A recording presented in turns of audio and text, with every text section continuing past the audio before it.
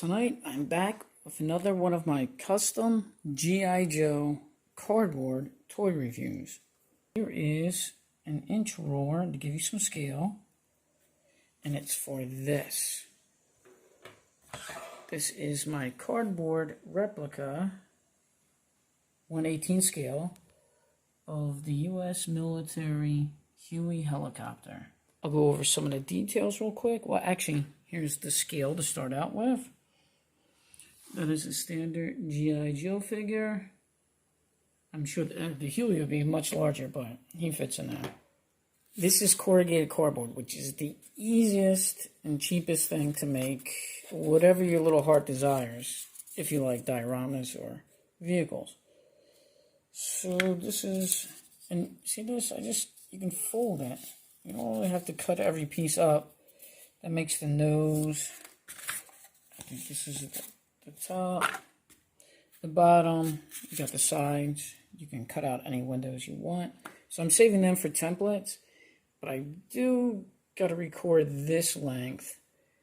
This is just a paper towel tube, and these are easy to make. But you can see here on the side, I purposely did this foam board propeller to fit between the tail fin and the nose for storage.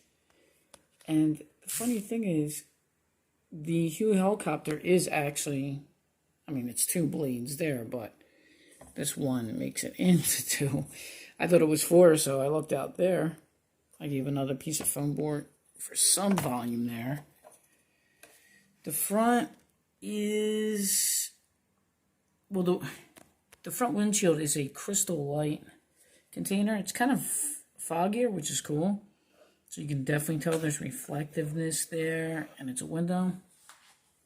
The inside, there's a partition between the cockpit and the main body. And this is pretty cool. I made these circular couplings for the rotor assembly, so it's captivated and it's functional. But it's captivated on top and bottom by just those little foam board rounds I made, and I glued them in. And this is a coat hanger, and the landing gear is also a coat hanger I just bent at a 90-degree angle and put in there. Really easy to make, affordable to make, a little time consuming, I guess. But with the template, I can make a small army of them. Now next, I gotta find out how I'm gonna paint this. I gotta look at my inventory of paint.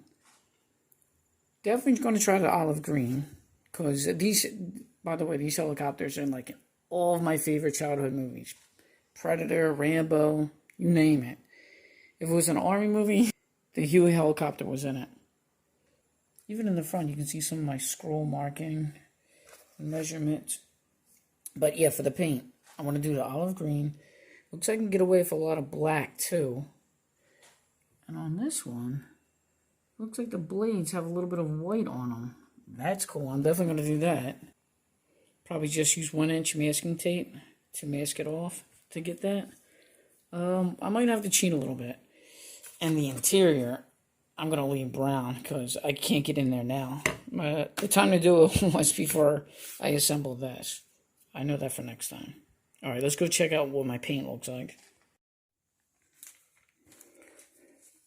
Alright, so for my paint, it's green. It's apple green, lime green. Here's some olive green. Yeah, I don't have much, but I'm going to use the black also up here. And the worst comes to worst, I have this kind of greenish blue. It's my house color. I could use this. And I also have some decals here. I think these are Air Force, not necessarily Army, but I'm going to use them. These are the old school test stores. This might not work out good because I think these are the water ones. They can become extremely difficult. Alright, but I'll get this painted, and maybe later tonight I'll do a review. We got this, man. We got this by the ass. All right? Perfect, baby. Perfect.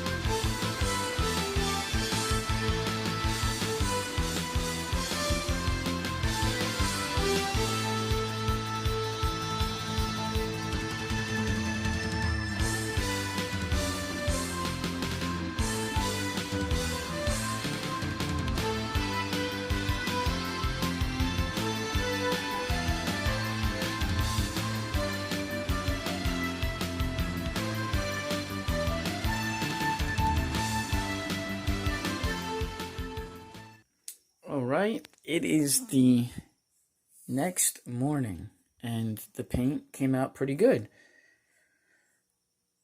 And my tone is a little different, probably, from the separation of the video, because this next morning. But it looks wonderful. But I just noticed that piece is missing. These water decals, man, I felt like a kid again, to be honest. It was fun. These things are brutal, excruciating to work with. But I guess that's probably part of the challenge. But it did make me feel, you know, like it was 1992 again. So I cheated with the black paint. I used it as much as I could. I gave the nose black, the whole tail, fuselage black. I painted it, and the rotor assembly.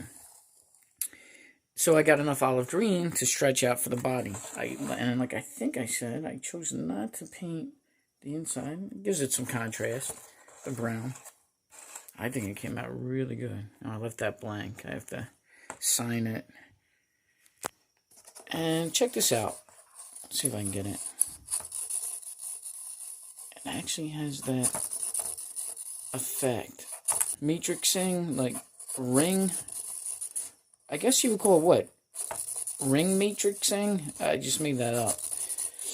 But it gives it the, like shutter speed. It makes it look like continuous stop motion. I'm going on and on here over this Fakakta rotor assembly. But yeah, it looks awesome. And what the hell else was I going to say? I'm getting lost here. It's super early. I'm trying to get this done. Okay, I have my favorite G.I. Joe guy. Well, not technically. I'm not going to say that. I would say he's the closest one I would associate with, and that is Tunnel Rat. It's very Vietnam fitting. But I like this character because I'm also like a tunnel rat. I go for a lot of hikes, love bandanas, crawling in the woods, and I think he's a small guy in the G.I. Joe universe, and so am I. So you can see the scale looks pretty good. And let's put these guys in the cockpit.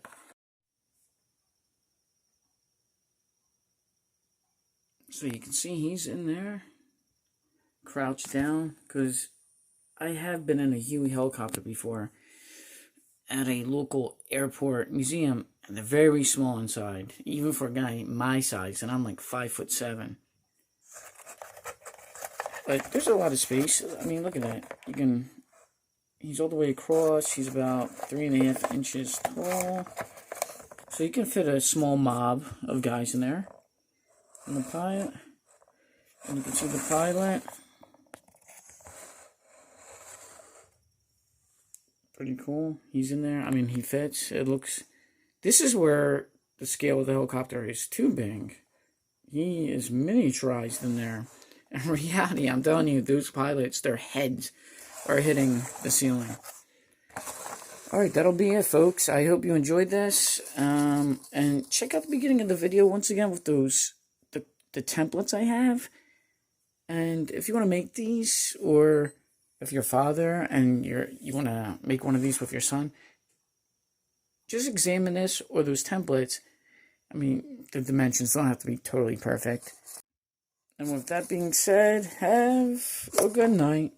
Or morning, actually. Adios. Thank you for watching. Please subscribe.